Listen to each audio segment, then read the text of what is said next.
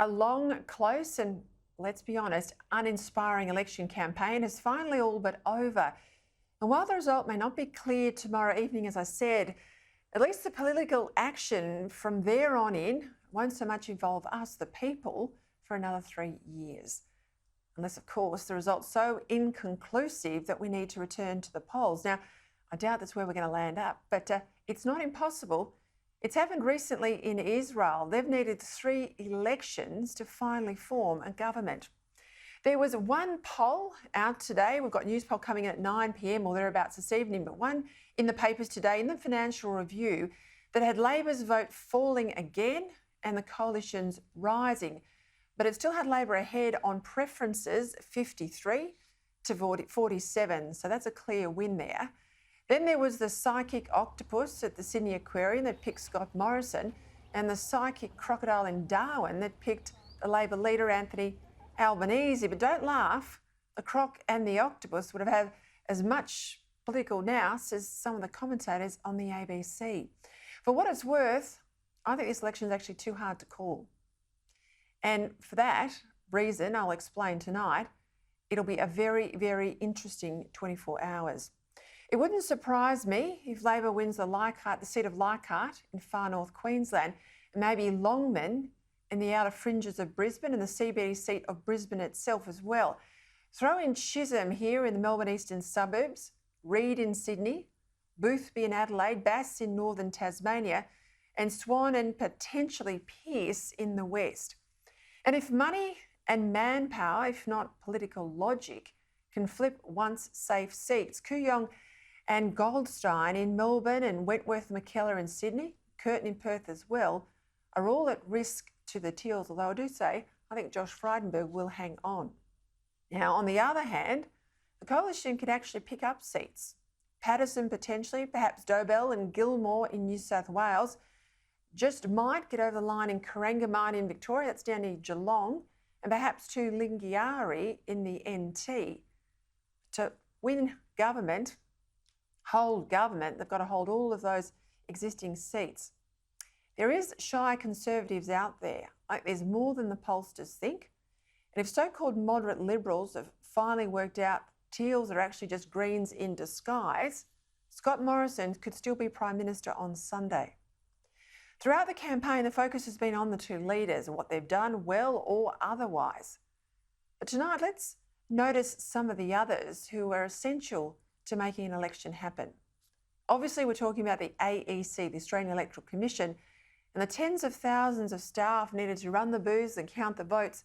This year, of course, with the added complication of COVID, and today the need to suddenly arrange for phone voting for the hundreds of thousands of people who haven't yet voted and haven't got organised for postal votes but are unexpectedly stuck at home because of isolation rules.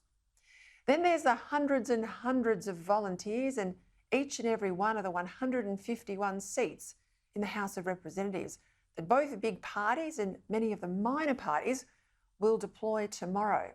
These volunteers will get out, they'll dress the booths in bunty and distribute the all-important how to vote cards. Except for the paid ones, and there's a strong suspicion that many of the Palmer people are actually being paid, these are the unsung heroes of our democracy. They don't expect a reward, they certainly don't get one, they're not looking for promotion, they just want to help their party or their candidate. In return, perhaps, maybe a selfie at the end of it. Now, speaking of Palmer, let's see how his preferences influence key seats tomorrow. He might have spent in the order of almost $100 million on saturation ads and billboards, despite the lack of credible candidates and coherent policies. Indeed, it's a warning how, even without a base in the community, or indeed an intellectual foundation, money alone, and plenty of it, can impact our democracy. Then, of course, there's the hundreds of paid staff working behind the scenes in both campaign headquarters to set up events, design ads, formulate policies, and respond to the inevitable daily crises. As someone who's worked behind the scenes in 6 federal campaigns, I know how hard these staffers work, left and right, again for almost no recognition. Now, they deserve our thanks because whatever side they're on, they make our democracy work. If you're a Labor staffer tonight, You'll have a job tomorrow, win, lose or draw, at the end of an exhausting 6-week campaign. On the coalition side, a loss tomorrow night doesn't just mean their party is shunted to opposition. 500 or so capable advisors will wake up on Sunday morning out of work, highlighting again that politics isn't for the faint-hearted or anyone hoping for job security. Now, I know some of you watching tonight will say, tough, they're just political staff, but these are people with families and mortgages too, and our democracy doesn't work without them.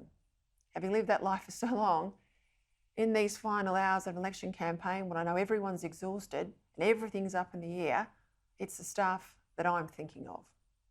Of course, now that I'm in front of the cameras, somewhere I never thought I'd be, I have to be honest, last time I was in a political campaign, well, hats off to the travelling media packs, because this time they've been much less one-sided than usual, mercilessly grilling the Labor leader as well as the Liberal one. It's really only perhaps been the ABC that's consistently ignored or glossed over the Albanese gaffes. And while you've got to admire both leaders' temperament too, aren't we? Rising early, moving frantically, hounded constantly and almost never losing their cool, especially the PM whose character has really come under attack. I just wish the campaign had a bit more policy substance. If Labor wins, you can be certain that the promised relatively modest extra spending on aged care, childcare and Medicare will be just the start of their leftist activism.